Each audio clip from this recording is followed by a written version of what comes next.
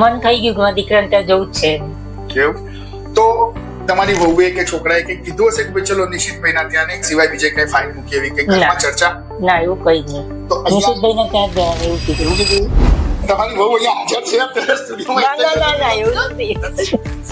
તમારો છોકરાનો છોકરો એ કયા વિઝા ઉપર છે અત્યારે ત્યાં? અત્યારે તો સ્ટુડન્ટ ઉપર જ છે. વિચારી લો, સ્ટુડન્ટ વિઝા ઉપર છે અને મમ્મી પપ્પાના વિઝા કરવાયા પ્લસ બાના વિઝા કરવાયા. વધારે બાના આપણે ડિસ્ટર્બ નહીં કરીએ અને છેલ્લે બાના એમનું આ એજમાં પણ આમાં ત્યાં રોવાની વાત થઈ. અમારી ઇમોશનલ કઈ વાત નહીં, એમાં શું વાત? સારું જ કીધું છે ને આપણે. સારું.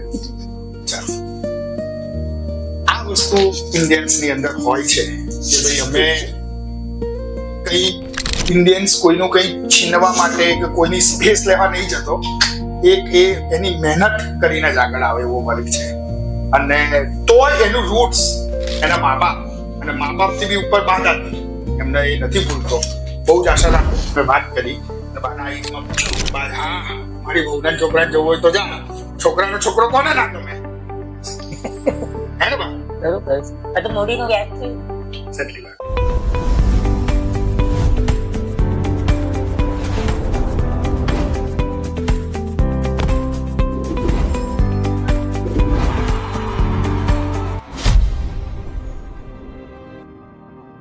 हेलो दोस्तों, मैं निशित कुमार पटेल आज एक दफा आपके साथ हमारे एक बहुत ही बुजुर्ग क्लाइंट इस वीडियो के अंदर हैं जिनकी बेटी और बहू दोनों को विजिटर वीजा करवाया. उनका पोता को भी स्टूडेंट वीजा करवाया था और उनका भी वीजा करवाया है.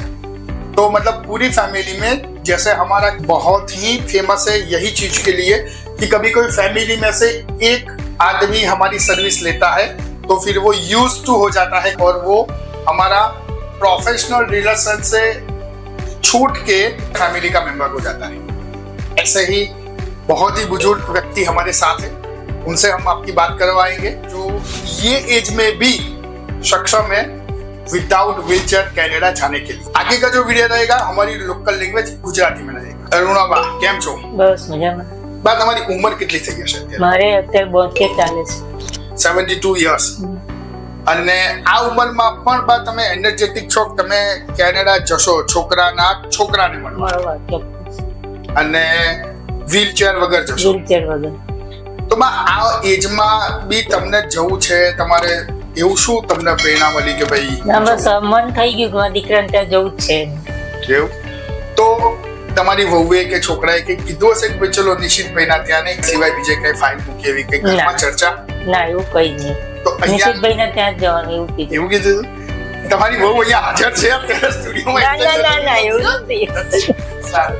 તો ત્યાં ઠંડી પણ બા ખબર છે ને વધારે પડતી હોય છે, તો તમે ઠંડીથી બચવા માટે અને તમારા જેવા એજેડ બહુ જ બધા બા દાદા છે કે જેમના પપૌત્ર જેને કહેવાય છોકરાના છોકરાઓ એ બધા ત્યાં છે અને જતા હોય છે, તો બસ સેફટી અથવા એવું શું ધ્યાન રાખશો કે તમે ઠંડીથી ત્યાં આપણી સામગ્રી સાલ ને બધું અમુક વસ્તુ હોય બધું લઈને જવું પડે.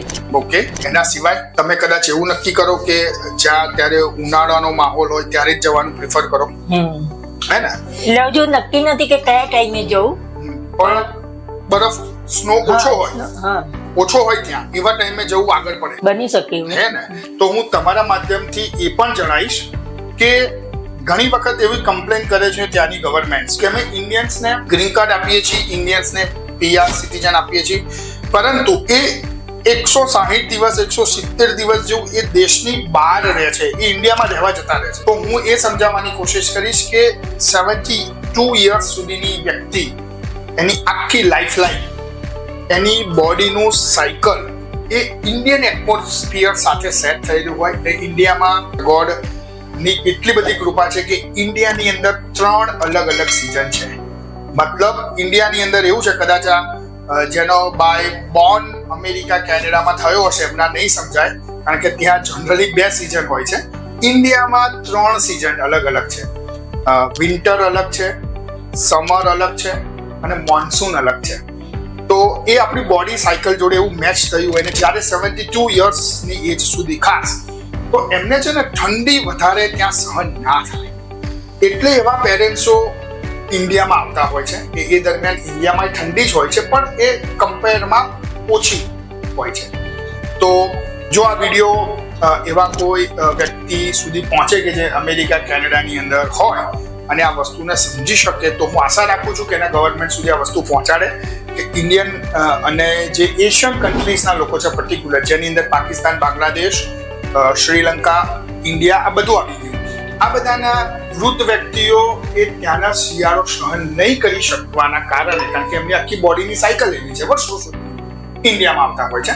પછી એ લોકો જ્યારે ઉનાળા જેવો ત્યાં સ્ટાર્ટ થાય, ઠંડી ઓછી થાય, તરત ત્યાં જવાનું પ્રિફર કરીએ, રાઈટ? અને જ્યારે તમારો છોકરાનો છોકરો એ કયા વિઝા ઉપર છે અત્યારે ત્યાં? અત્યારે તો સ્ટુડન્ટ ઉપર જ છે. વિચારી લો, સ્ટુડન્ટ વિઝા ઉપર છે અને મમ્મી પપ્પાના વિઝા કરવાયા પ્લસ બાના વિઝા કરવાયા, અને છોકરાનો અને છોકરાની મમ્મીનો એટલે આમની વહુનો ખાસ આગ્રહ હતો, અમે નહીં જઈએ તો ચાલે, બાને મોકલવાના. બાને મોકલવાના, અમે નહીં જઈએ તો ચાલે, બાને મોકલવાના. બા પહેલી વાર આયા અહીંયા?